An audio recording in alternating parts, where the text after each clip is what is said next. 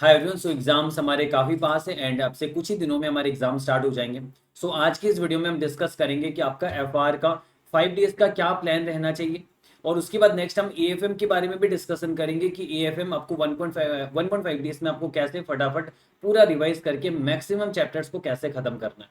सो पहले हम एफआर के बारे में डिस्कशन करते हैं। तो एफआर हमें पता है बहुत वास्ट है, बहुत सारे चैप्टर्स हैं। तो हम ये भी डिस्कशन करेंगे कि कहाँ से शुरुआत करें। और कोशिश हमारी ये रहनी चाहिए कि मैक्स टू मैक्स चैप्टर्स हम कोशिश तो ये करें सारे चैप्टर्स हम कवर करें, पर एटलीस्ट अगर एक दो चैप्टर्स लास्ट में छूट भी जाए तो भी घबराने की कोई जरूरत नहीं। आपके एंड से ये कोशिश रहनी चाहिए कि आप ज्यादा से ज्यादा चैप्टर्स को आप खत्म करो। ये आपकी स्ट्रेटेजी रहनी चाहिए। इसके अलावा एक और चीज आप ध्यान रखना, ये मेक श्योर करना कि हर चैप्टर से, खासकर जो बिग साइज इंडेक्स है और मिड साइज इंडेक्स है, उनमें से फ्यू क्वेश्चंस को आपको प्रैक्टिस भी करना है। सिर्फ आप सोचोगे अभी गो थ्रू करेंगे नहीं, आपके पास 5 डेज का समय है। 5 डेज में आप कुछ कुछ क्वेश्चन प्रैक्टिस कर सकते हो। आप एटलीस्ट मेक श्योर करो कि हर चैप्टर से 4-5 या 5-6 क्वेश्चन आप प्रैक्टिस भी करो। उससे आपका क्या ग्रिप बनेगा और एग्जाम में जब पेपर आएगा तो आप लिखने की पोजीशन में रहोगे। अगर आप बिल्कुल भी प्रैक्टिस नहीं करोगे तो एग्जाम टाइम में आपको आते हुए भी आप नहीं लिख पाओगे। ऐसा होता है कि बच्चे बोलते हैं कि हमें सब कुछ आ रहा है, उसके बाद भी हम नहीं लिख पा रहे एग्जाम में। इसलिए प्रैक्टिस करना बहुत जरूरी है, ये ध्यान रखिएगा। तो अब हम एक एक करके बात करते हैं। सबसे पहले अगर हम 5 दिन अलॉट करें तो 29, 30, 31, 1 और 2, ये 5 दिन हमारा रहता है किसके लिए? एफआर के लिए। तो एफआर में सबसे पहले आप वही चैप्टर्स उठाओ। मैं चाहता हूं जो आपको पता है कि उनसे क्वेश्चंस तो आने ही हैं। और ऑब्वियसली बात है, हम थोड़ा सा अलाइनमेंट भी बनाएंगे कि कौन से दिन में क्या करें। जैसे पहले दिन के लिए मैंने रखा है कि फाइनेंशियल इंस्ट्रूमेंट्स, इंडेक्स 115, इंडेक्स 116, ये 3 बड़े इंडेक्स आप पहले दिन ही रिवाइज कर लो। आप बोलोगे सर ये 3 बड़े हो जाएंगे? आराम से हो जाएंगे। अगर आपका पहले का पार्ट रखा हुआ, आपका आराम से रिवीजन हो जाएगा, कोई टेंशन वाली बात नहीं। अगर नहीं भी हो तो ठीक है ना, आगे नेक्स्ट डे है, हम मैनेज कर लेंगे, मेकअप कर लेंगे आगे पीछे करके। बट एटलीस्ट अभी तो ये प्लान बनाओ कि नहीं, अभी ये सोचो कि होगा, हम चाहेंगे तो सब कुछ होगा। तो आप ये मेक श्योर करो कि आप 29 अक्टूबर को at least financial instrument, index 115, index 116 आप खत्म कर दो। और अगर पॉसिबल हो तो इंडेक्स 41 भी उसी दिन खत्म कर देना। छोटा सा एक चैप्टर और मैंने यहाँ पर एड ऑन कर दिया। मैं आपको बताऊंगा अभी कि कैसे क्या करना है, क्या रिवीजन वीडियो देखना है।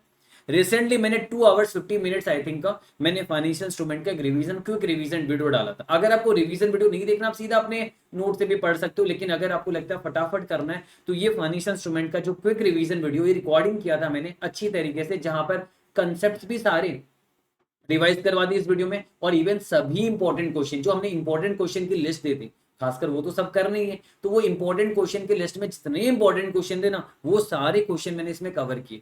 और प्लेलिस्ट हमारे इसका बना हुआ, मैं डिस्क्रिप्शन में आपको सभी वीडियोस के लिंक भी आपको प्रोवाइड कर दूंगा मैं। तो आप सोचिए ये 3 आवर का वीडियो आप 1.5 की स्पीड में देखने वाले लोग बंदे हो, है ना, 1.5 में देखने वाले बंदे हो सब। मैं खुद 1.5 में देखता हूँ। तो अराउंड 2 आवर्स में तो आपने वीडियो देख लिया। 2 आवर्स या 1.5 आवर्स में आपने वीडियो देख लिया। फिर 1-1.5 घंटा लगा के जो जो जरूरी क्वेश्चन आपको देख रहे हो उसको प्रैक्टिस कर लिया। मतलब मेरा मानना है 3 to 4 आवर्स में फाइनेंशियल इंस्ट्रूमेंट आप पूरा निपटा सकते हो। ज्यादा से ज्यादा अगर आप लगाओगे तो 5 आवर्स लगा देना, उससे ज्यादा तो नहीं लगेगा। फाइनेंशियल इंस्ट्रूमेंट हो गया हमारा। फिर नेक्स्ट इंडेक्स 115 है। इंडेक्स 115, इंडेक्स 116 मैंने लास्ट बारी रिवीजन लिया था लाइव, जहां पर मैंने लाइव कंसेप्ट और सारे क्वेश्चन, सारे इंपॉर्टेंट क्वेश्चन 115 के भी और 116 के भी सारे इंपॉर्टेंट क्वेश्चन मैंने कवर किए थे। और वो 5 घंटे का भी वीडियो नहीं देखा जाता, उसमें भी ब्रेक है आधे घंटे का, यानी अराउंड 4.5 आवर्स में मैंने ये दोनों रिवीजन कराया था। तो ये सारे डिस्क्रिप्शन में लिंक रहेंगे, आप उसके जरिए ये दोनों वीडियो भी देख लिया और साथ साथ में प्रैक्टिस भी कर लिया। तो ये दोनों भी मेरे ख्याल से 6 घंटे में आप आराम से निपटा लोगे। 115, 116, 115 को आप दे दो मान लीजिए 3 आवर्स, 3 से 4 आवर्स आपका लगेगा, 3 to 4 आवर्स आपका लगेगा 115 में, और 116 में आपका लगेगा 2 आवर्स, उससे ज्यादा नहीं लगेगा आपका। 2 आवर्स या ज्यादा से ज्यादा कर लोगे तो 3 आवर्स हो गया आपका। तो 5 मैक्सिमम, इधर 4 इधर मैक्सिमम 3, तब भी 12 आवर्स होता है, इतना लगेगा ही नहीं आपका। मेरे नजर में ये 4 आवर्स लेगा, ये 3 आवर्स लेगा, ये 2 आवर्स लेगा। और फिर इंडेक्स 41 भी आपने लास्ट में कर लिया तो 1 घंटा लगेगा आपका। तो इन सब का लिंक डिस्क्रिप्शन में रहेगा, आप ये कोशिश कीजिए ये पहले निपटा दो एंड कम समय में आपका ये पूरा का पूरा हो जाए। 29 अक्टूबर को आप ये अचीव कर लो, उसके बाद आपको बहुत हद तक रिलीफ मिलेगा कि हाँ फाइनेंशियल इंस्ट्रूमेंट से अच्छे खासे नंबर के क्वेश्चन आते हैं, 115 से भी अच्छे खासे नंबर के क्वेश्चन आते हैं, 116 से भी क्वेश्चन आएंगे तो 8 से 10 नंबर के भी आ जाएंगे। तो ये सभी इंपॉर्टेंट चैप्टर्स है जहां से आपको क्वेश्चन दिखेगा। एंड अगर भगवान ने चाहा आपने अच्छे से किया तो ये चैप्टर आपको पासिंग मार्क्स दिला देगा। बट हमारी स्ट्रेटेजी पासिंग मार्क्स की नहीं है, हमारी स्ट्रेटेजी हम 80 का स्कोर करें। आप बोले नहीं सर हम तो 60 सोच रहे, अरे भाई 60 सोचोगे तो 60 आएगा या 40 आएगा, 40-50 आएगा, जितना सोचते वहां मिलता कहाँ है। सोच बड़ी रखो, सोच बड़ी रखोगे 80-85 की, तब क्या पता 80 आ जाएगा, नहीं भी आए तो 70 आ जाएगा, और नहीं भी आए तो 60 तो आ ही जाएगा। इसलिए सोच बड़ी रखनी है हमें। तो ये सारा आपने पहले किया। रिवीजन वीडियोस के सभी के लिंक दे दूंगा, शॉर्ट रिवीजन वीडियो कम टाइम में आपका हो जाएगा। फिर 30 अक्टूबर को मिड साइज इंडेक्स जो इंपॉर्टेंट है वो सारे उठाएंगे।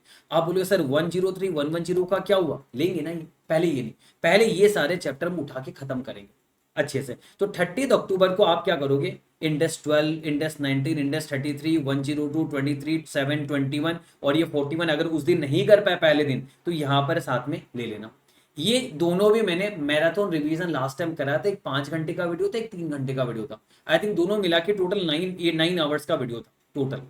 ये दोनों डिस्क्रिप्शन में लिंक रहेगा। उसमें मैंने कंसेप्ट को भी क्विकली रिवाइज कराया है, जो जो की पॉइंट्स है वो सब, क्रक्स नोट्स के जरिए भी कुछ कुछ पढ़ाया था, वो सब भी आपको लिंक में रहेगा। और मैंने साथ में क्वेश्चंस भी इंपॉर्टेंट सारे रिवाइज करवाए थे क्वेश्चंस, कंसेप्ट प्लस क्वेश्चन दोनों।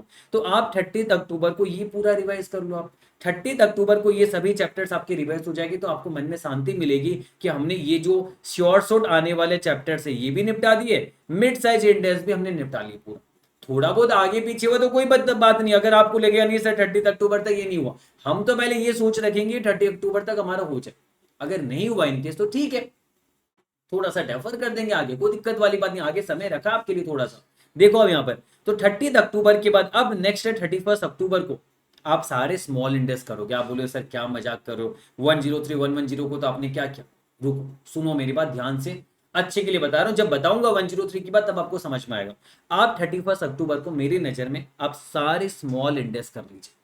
सारे स्मॉल इंडेक्स का एक मैराथन वीडियो भी है करीबन 10 घंटे का, उसमें सभी स्मॉल इंडेक्स को मैंने क्रक्स नोट से भी पढ़ाया था। वो क्रक्स नोट्स भी आपको टेलीग्राम में भी शेयर किया हुआ है, डिस्क्रिप्शन में भी मैं उसका गूगल ड्राइव लिंक डाल दूंगा। तो वो क्रक्स नोट्स के जरिए मैंने मैराथन लिया था 10 घंटे का, उसमें अच्छे खासे व्यूज भी आए, बहुत ज्यादा व्यूज आए उसमें। तो आप उसमें देखोगे बहुत ही बेस्ट रिवीजन वीडियो, वापस से लेने का सेंस नहीं, ये वीडियो बहुत ही मेहनत करके अच्छे से हमने लाइव लिया था। तो ये वीडियो के जरिए आपको 1, 8, 10, 34, 108, 37, 24 और उसके जो रेस्पेक्टिव अच्छे अच्छे क्वेश्चन है वो भी कराया मैंने। जैसे 108 कहीं कहीं बड़े बड़े क्वेश्चन है वो भी कवर कराया, सभी इंपॉर्टेंट क्वेश्चन भी कवर हुए यहाँ पर। तो एटलीस्ट आप 31 अक्टूबर को 1, 8, 10, 34, 108, 37, 24, 113, 20 ये सब तो हो ही जाएगा आपका।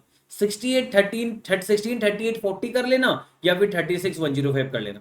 पर अगर नहीं भी हो थोड़ा सा तो एटलीस्ट ये सारे तो कर ही लेना, पर करना तो पड़ेगा। 16, 38, 40 भी आपने एक वीडियो के साथ थोड़ा प्रैक्टिस करके आपने कर लिया, और एक इंडेक्स 2 भी एड ऑन कर लेना 31 अक्टूबर को, ये कर लोगे। जब आपने ये कर लिया अच्छे से, उसके बाद आपको बहुत रिलीफ मिलेगा, अब आपके पास ज्यादा कुछ करने को नहीं बचा। तो अब 1 नवंबर को आप क्या करोगे, चौथे दिन आप इंडेक्स 103 और 110 करोगे। देखिए इंडेक्स 103 110 से आपका यूजुअली 14 मार्क्स का एक क्वेश्चन आता है, कभी कभी टोटल 20 मार्क्स का भी आ जाता है, एक 14 का एक 6 मार्क्स का। तो इसका वेटेज तो छोड़ तो नहीं सकते हम। तो अभी हम करेंगे 1 नवंबर को, तो थोड़ा ताजा ताजा भी रहेगा हमारे लिए कि हमारा सारा चीज हमें ध्यान में रहेगा, यहाँ पर जो प्री पोस्ट एक्विजिशन ये सब करते हैं वो सारा ध्यान में रहेगा। और इसके अलावा कभी कभी ऐसा होता है बच्चा क्वेश्चन को छोड़ देता है। मैं आपको बताऊं, अगर बुक का क्वेश्चन आए या बुक का क्वेश्चन नहीं भी आए तो भी आपको ये क्वेश्चन अटेम्प्ट करना है, पहले नहीं किया बाद में कर लेना, पर आपको अटेम्प्ट जरूर से करना है। अटेम्प्ट में क्या करोगे, जैसे देखो कोई भी बिजनेस कॉम्बिनेशन कंसोलिडेशन का क्वेश्चन आएगा, एटलीस्ट पूरा बैलेंस शीट नहीं भी हो रहा आपका, कुछ अगर मान लीजिए कोई 1-2 पॉइंट्स ऐसे दे दिए जो आपके पल्ले नहीं पड़ रहे, वो तो बाकी सारे पॉइंट्स के जरिए आप कोशिश करो। जैसे कंसोलिडेशन में प्री एंड पोस्ट एक्विजिशन का बंटवारा प्रॉपर्ली कर लिया, एनसीआई का कैलकुलेशन निकाल लिया, बिजनेस आपका जो परचेज कंसीडरेशन का आपने निकाल लिया, गुडविल कैपिटल रिजर्व का आपने कैलकुलेशन कर लिया, ये सब कुछ आप कैलकुलेशन कर लोगे ना, जितना वर्किंग करोगे उसके भी मार्क्स होते हैं। मैंने देखे सर्टिफाइड कॉपीज जहां पर 16 मार्क्स का या 14 मार्क्स का क्वेश्चन है और वहां पर बैलेंस शीट बनाया नहीं गया, टैली नहीं हुआ, बट उसके बावजूद भी बहुत सारे वर्किंग की वजह से 8 से 10 नंबर मिल जा रहे हैं। तो हम थोड़े ना 14 में 14 चाहते, ठीक है 14 में 14 नहीं भी मिले, अगर 14 में 8 से 10 मिल जाए तो भी कोई खराब नहीं आपके लिए। तो इसलिए आप करके तो जाना, छोड़ना नहीं आपको यहाँ पर, क्योंकि यहाँ पर शॉर्ट ही दिखता है आपको 103 110 से एक क्वेश्चन।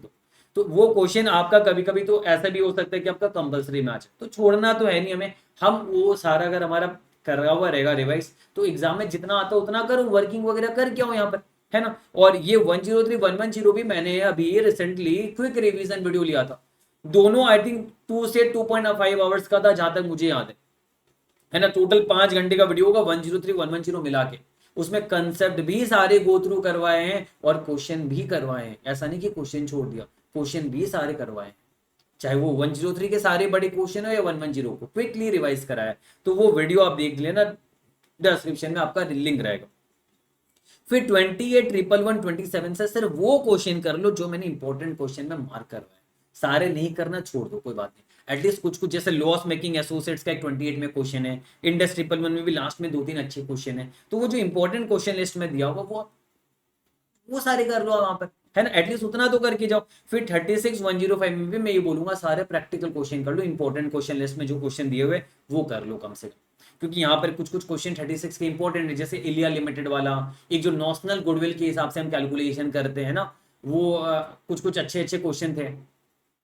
तो वो सारे क्वेश्चन कम से कम आप कर लीजिए। वैल्यू न्यूज का एक अच्छा क्वेश्चन है इंडस स्टैटिस्टिक्स का। तो जो इंपॉर्टेंट क्वेश्चन लिस्ट वाले क्वेश्चन है वो कर लीजिए। तो 1 नवंबर को आपको ये कर लेना। ये सारे अगर आपने 1 नवंबर तक ये सारे आपने अचीव कर लिया, अगर आपको लगता है कि नहीं अचीव नहीं हो रहा है, तो आज जब मैं 20 अक्टूबर को आपके सामने आ रहा हूँ, आज 20 अक्टूबर को अब 1-2 चैप्टर निपटा लो। अगर आपके लिए हो तो आज 1-2 चैप्टर निपटा लो। इससे क्या होगा, आज आप 1-2 चैप्टर निपटा लो और कल या परसों सुबह सुबह एएफएम के 1-2 चैप्टर रिवाइज करके बैठ जाना, छोड़ देना एक बार। तो एग्जाम टाइम में आपको ज्यादा प्रेशर नहीं आएगा, फिर बाद में आपका वो आपका कॉल है। तो आप इस तरीके से भी कर सकते हो। फिर आपने ये किया, फिर 2 नवंबर को देखो आपको रिलीफ मिलेगा, ज्यादा कुछ रहेगा नहीं। इंडस 101 रहेगा। इंडस 101 के एटलीस्ट जो बड़े क्वेश्चन है, क्या पता 14 मार्क्स के एग्जाम में दिख जाए। तो इंडस 101 के थोड़े बड़े बड़े क्वेश्चन जो वो एक बार देख लिए। एनालिसिस ऑफ फाइनेंशियल स्टेटमेंट बहुत इंपॉर्टेंट है, लास्ट में 2 नवंबर को रखा है, डजन दिन की इंपॉर्टेंट नहीं है। Analysis of financial statement important है। Professional and ethical duty of a chartered accountant, ये भी इंपॉर्टेंट है, इसका भी मैंने वीडियो यूट्यूब में डाल रखा हुआ है। कंसेप्चुअल फ्रेमवर्क से भी क्वेश्चन आ जाते हैं, इसका भी वीडियो सिर्फ क्वेश्चन का वीडियो मैंने यूट्यूब में डाल रखा हुआ है, वो देखने से काम बन जाएगा आपका। और फिर आरटीपी एमटीपी अगर साथ साथ कर लो लास्ट में, नहीं तो एक बार गो थ्रू कर लिया। तो ये आपका 2 नवंबर को ज्यादा प्रेशर नहीं दिया मैं। तो अगर आपका कुछ डेफर होता है कहीं से तो 2 नवंबर को आपका हो जाएगा, है ना। फिर अगर आपका 1-2 चैप्टर अगर छूट भी जाता है बाई चांस, तो कोई टेंशन वाली बात है ना, उतना नहीं सोचना आपको। हमें यही कोशिश करना है, हम मेक श्योर करें हम ज्यादा से ज्यादा हम कवर करें। तो 2 नवंबर को आप देखिएगा, आपको समय मिलेगा, अगर आप मेरी स्ट्रेटेजी से जाओगे आपको समय मिलेगा थोड़ा सा। इसके अलावा 3 नवंबर, अब एक और 3 नवंबर भी तो जिस दिन आपका एग्जाम होगा, तो एग्जाम तो भैया दोपहर को 2 बजे होंगे।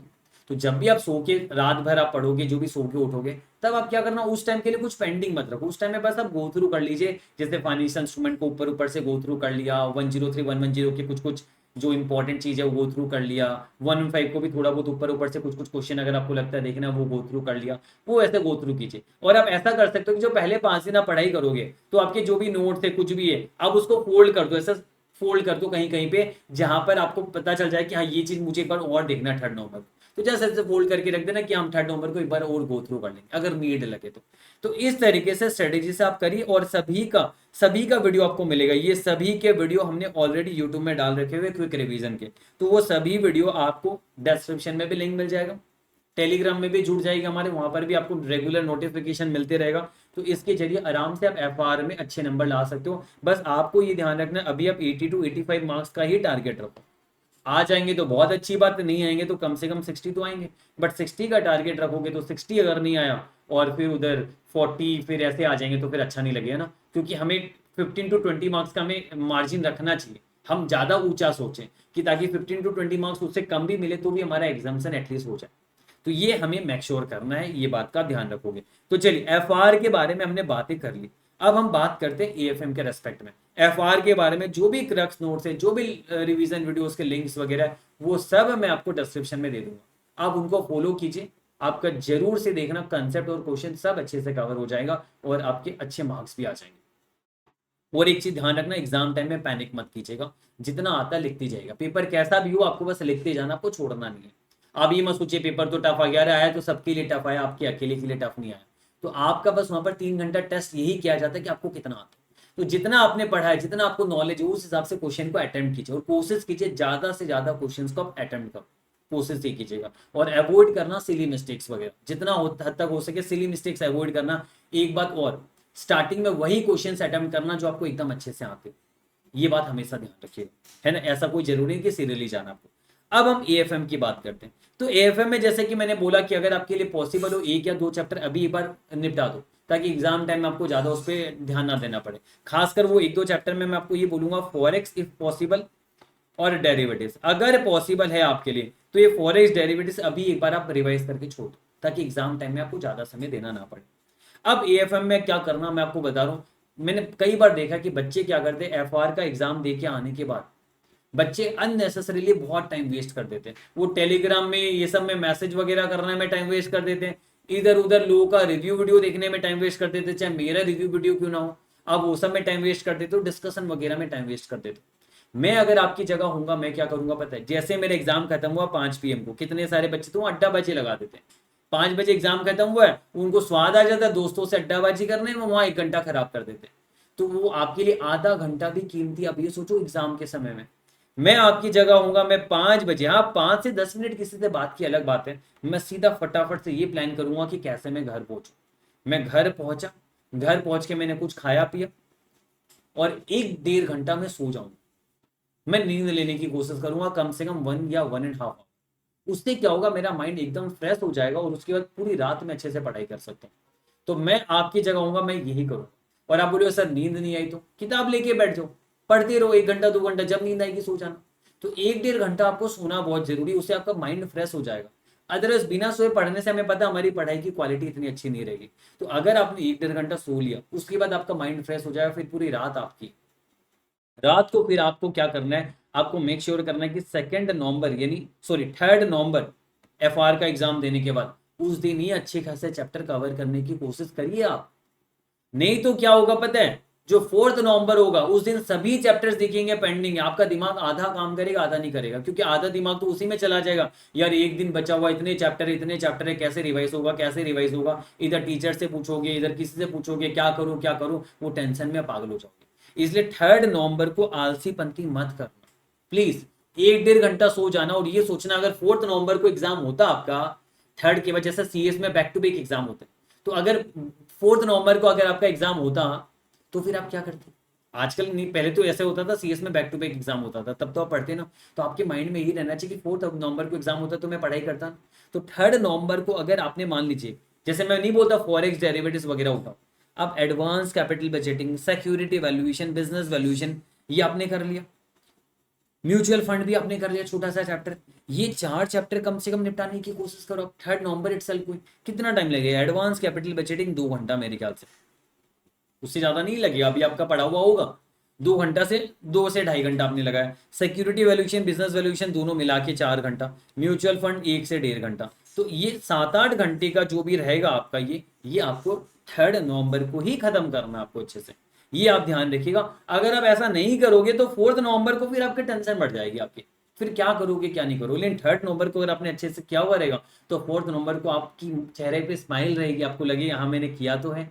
तो फिर 4 नवंबर को सुबह उठे, जब भी उठे आप, उसके बाद आप फॉरेक्स पहले मत लीजिएगा, पहले आप डेरिवेटिव्स और आईआरआरएम लीजिए, क्योंकि कई बार फॉरेक्स के चक्कर में कुछ कुछ बच्चे पूरा दिन बर्बाद कर देते, तो वो मैं नहीं चाहता, इसलिए मैं बोलता हूँ पहले डेरिवेटिव्स और आईआरआरएम ले लीजिए, उसके बाद आप फॉरेक्स और करेंसी फ्यूचर उठाइए। और किसी को अगर मान लीजिए फॉरेक्स में थोड़ा डर लग रहा है, वो थोड़ा और डील कर सकता है, डेरिवेटिव्स आईआरआरएम के बाद आईएफएम और पोर्टफोलियो मैनेजमेंट कर, और या फिर आप अपने अनुसार पहले पोर्टफोलियो मैनेजमेंट कर लिया फिर डेरिवेटिव्स आईआरआरएम कर लिया, वो आपका कॉल है, आप अपने हिसाब से मेकअप कर सकते हो। पर मेरे हिसाब से मुझे लगता है डेरिवेटिव्स आईआरआरएम पहले कर लेंगे, फ्रेश माइंड रहेगा, उसके बाद हम फॉरेक्स करेंसी फ्यूचर में आ जाएंगे, फॉरेक्स के बाद आईएफएम करना है, फिर लास्ट में पोर्टफोलियो मैनेजमेंट। तो क्या है, बहुत ही सिंपल है, मैंने अभी वीडियो भी डाला है, क्विक रिवीजन वीडियो मैंने डाला है, किसका किसका मैं आपको बता दूं, एडवांस कैपिटल बजटिंग का मैंने कल ही डाला था, 2 घंटे का क्विक रिवीजन वीडियो, उसमें कंसेप्ट क्वेश्चन सब रिवाइज कराए। फिर मैंने इसके अलावा सिक्योरिटी बिजनेस वैल्यूएशन का भी कुछ दिन पहले डाल दिया था, वो भी आई थिंक 4 से 5 घंटे का, मैं दोनों पूरा क्वेश्चन की सही से पूरा रिवाइज करा है, सारे क्वेश्चन कवर करा है। डेरिवेटिव्स और आईआरआरएम का भी सेपरेटली हमने वीडियो डाला था, आई थिंक वही 2-2.5 घंटे का था, ये तो बहुत कम का था, आईआरआरएम तो शायद 1.5 घंटे का था, 1.5 से 2 घंटे का था। तो ये सारे क्विक रिवीजन वीडियो का भी लिंक डिस्क्रिप्शन में आपका रहेगा, सभी लिंक डिस्क्रिप्शन में रहेंगे। वो क्विक रिवीजन वीडियो के जरिए जो जो मैंने क्विक रिवीजन वीडियो आपको प्रोवाइड करा है, जैसे एडवांस कैपिटल बजटिंग 2 घंटे का क्विक रिवीजन है, ये 4 से 5 घंटे का क्विक रिवीजन है, ये करवाया मैंने वहां पर। डेरिवेटिव्स और आईआरआरएम सेपरेटली 2.5 आवर्स का, 2.5 और 1.5 आवर्स का आई थिंक, है ना। तो ये आपका करीबन 4 घंटे का है क्विक रिवीजन, जिसमें सारे क्वेश्चन भी अटेम्प्ट किए हमने। फिर इसके अलावा फॉरेक्स का भी हमने 2.5 घंटे का क्विक रिवीजन वीडियो लिया, जहां पर सभी क्वेश्चन, इंपॉर्टेंट क्वेश्चन, कंसेप्ट सब हमने गो थ्रू करवाए, अच्छे से क्विकली रिवाइज कराया। पोर्टफोलियो मैनेजमेंट भी आई थिंक 2 घंटे का हमने क्विक रिवीजन, सब का लिंक मैं आपको डिस्क्रिप्शन में दे दूंगा। और बाकी अगर आप बोलोगे सर बचा हुआ आपका जो है उसका, तो बचा हुआ का भी आपका हम देखेंगे। मर्जर्स जैसे है, मर्जर्स मैंने नहीं डाला क्या, अच्छा मर्जर्स हमारा रह गया यहाँ पर, तो मर्जर्स भी आपको यहाँ पर लेना पड़ेगा। मर्जर्स कैसे छूट गया हमारा, कोई बात नहीं, मर्जर्स भी आपको करना, ये गलती से छूट गया था। तो मर्जर्स भी आपका ऐसे तो थोड़ा डिटेल्ड रिवीजन वीडियो, और मर्जर्स इतना टफ भी नहीं, आप फटाफट से गो थ्रू करके आप उस दिन करोगे। तो सोचो आप, ये देखो अब तो एक चैप्टर और बढ़ गया यहाँ पर मेरे इसमें। तो मैं ये कहना चाहता था कि अगर आप पहले दिन अच्छे से कैपिटलाइज नहीं करोगे ना, तो दूसरे दिन आपको रोना पड़ेगा। इसलिए बेहतर है अब ये समझो कि ये तो आपको कम से कम पहले दिन ही अचीव कर लेना। 2 थ्योरी चैप्टर भी रखा रिस्क मैनेजमेंट, रिस्क मैनेजमेंट में जो वार के कंसेप्ट और क्वेश्चन है वो करने ही करने, भूलना मत। सिक्योरिटी एनालिसिस में भी आपका एफिशिएंट मार्केट हाइपोथेसिस जो है ना, एक्सपोनेंशियल मूविंग एवरेज जो प्रैक्टिकल पार्ट है, वो आपको ये मैंने प्लेलिस्ट में डाल रखा हुआ ऑलरेडी, अनलिस्टेड है पर प्लेलिस्ट में आपको मिल जाएगा हमारी भी। इसका भी जो क्वेश्चन है प्रैक्टिकल क्वेश्चन, वो तो कम से कम करना ही है। फिर आप ये सारे प्रैक्टिकल करने के बाद लास्ट में थ्योरी कर लेना। तो ये करा, फिर डे 3 यानी एग्जाम डे में सुबह आपको बस गो थ्रू करना, जो जो आपने पढ़ा उसको गो थ्रू करना। आप वहां पर भी पन्ने को फोल्ड करना, जहां जहां पर आपको लगता है वापस से देखना, वो काम आप ये करोगे। और अगर मान लीजिए कुछ पोर्शन छूटा है, स्टार्टअप सिक्योरिटाइजेशन के कुछ थ्योरी छूटे, तो वो भी डे 3 को करना है आपको। तो ये आपको स्ट्रेटेजी रखनी है यहाँ पर, और अपने हिसाब से थोड़ा बहुत आगे पीछे कर सकते हो, वो आपका कॉल है। लेकिन ये बस मेन यहाँ पर ये चीज बताने का ये था कि एग्जाम के बाद आके सो जाइए आप थोड़ा सा, और उसके बाद ये चैप्टर कम से कम खत्म कीजिए, ताकि नेक्स्ट डे आपका लोड बढ़े ना। ठीक है, सो आई थिंक ये स्ट्रेटेजी से आपका आराम से हो जाएगा। ठीक है, और वीडियोस भी ज्यादा नहीं, अगर मैं आपको टेलीग्राम में लेके जाऊं, देखिए मैंने टेलीग्राम में आपको शेयर भी किया था, आपको लिंक दिख रहे होंगे, सभी का मैंने लिंक दिया हुआ। आपके जो मैराथन रिवीजन पहले लिए हुए उन सभी का मैंने लिंक दिया हुआ। इस बार क्योंकि कोई मैराथन लेने का मेरा प्लान नहीं है, क्योंकि लंबे समय तक मैं पढ़ा नहीं पा रहा हूँ कुछ कारण से, तो मैराथन लेने का प्लान ही, इसलिए मैंने कुछ कुछ चैप्टर्स के छोटे छोटे क्विक रिवीजन वैसे ले लिए जो मैराथन जैसे ही है, लेकिन मैंने अच्छे से करा, रिकॉर्डिंग में उल्टा ज्यादा इफेक्टिवली रिवीजन हुआ था।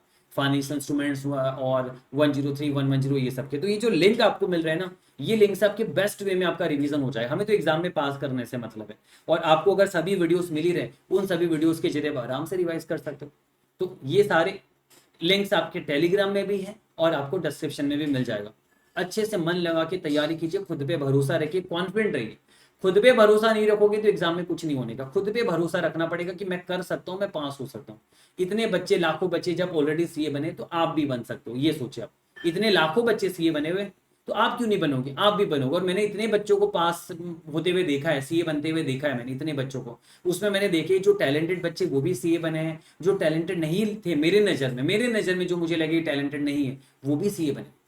तो ऐसा नहीं, एवरेज बच्चा हो, बिलो एवरेज हो या टैलेंटेड हो, डजंट मैटर। सीए में ये मायने नहीं रखते, सीए में मायने रखते हैं खुद पे भरोसा कितना है आपको, और कितनी आप मेहनत कर रहे हो। अगर ये चीज है तो आप सीए बन जाओ डेफिनेटली। चलो, all the very best, and आगे कुछ सेशन आए तो मिलेंगे। चलो, बाय बाय।